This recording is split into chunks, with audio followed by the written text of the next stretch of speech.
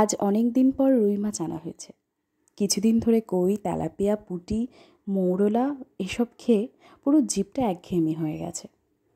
রুই, কাতলা বরফের মাছ হলেও কিন্তু মুখের স্বাদটা পাল্টে দেয়, একঘেয়েমি কাটায়। যাই হোক, আমি মাছগুলোকে ভালো করে ধুয়ে নুন আর হলুদ মাখিয়ে রাখলাম। আর এদিকে আমি কিছু মশলা গুছিয়ে নিলাম। আদা কুচি, রসুন, কয়েকটা কাঁচা পাকা লঙ্কা, সাদা জিরে আর পেঁয়াজ কুচি। পেঁয়াজ কুচিগুলো ফোড়নে দেওয়ার জন্য রেখে দিলাম, আর বাদবাকি মশলাগুলো আমি বেটে নিলাম। এবার মাছগুলো আমি ভেজে নেব।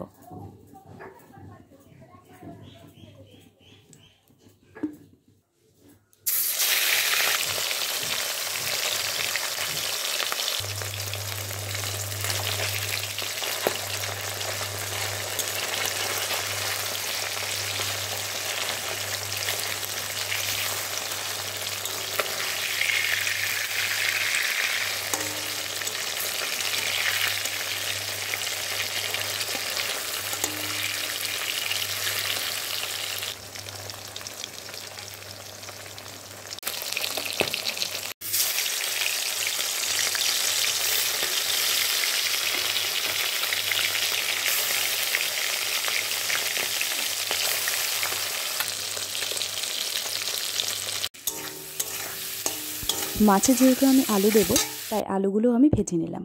এবার কড়াইতে সাদা জিরে ফোড়ন দিয়ে তাতে পেঁয়াজগুলো দিয়ে একটু ভাজা ভাজা হয়ে গেলেই সেই বেটে রাখা মশলাটা আমি দিয়ে তাতে পরিমাণ মতো নুন আর হলুদ দিয়ে ভালোভাবে কষিয়ে নেব।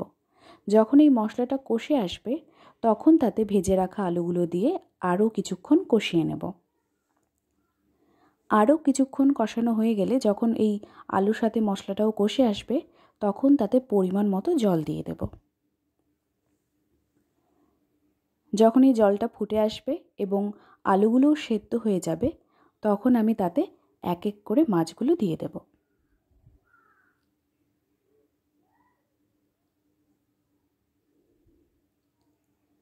মাছগুলো দিয়ে আমি আরও কিছুক্ষণ ফুটিয়ে নেব।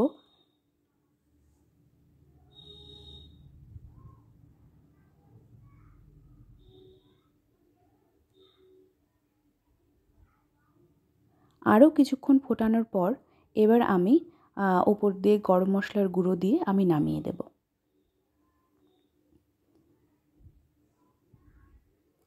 তাহলেই রেডি আমার রুই মাছের আজকের রেসিপি, রুই মাছের ঝাল। দেখো কালারটা কি সুন্দর হয়েছে, আমার দেখেই খেতে ইচ্ছে করছে। তোমরা সবাই চলে এসো কিন্তু।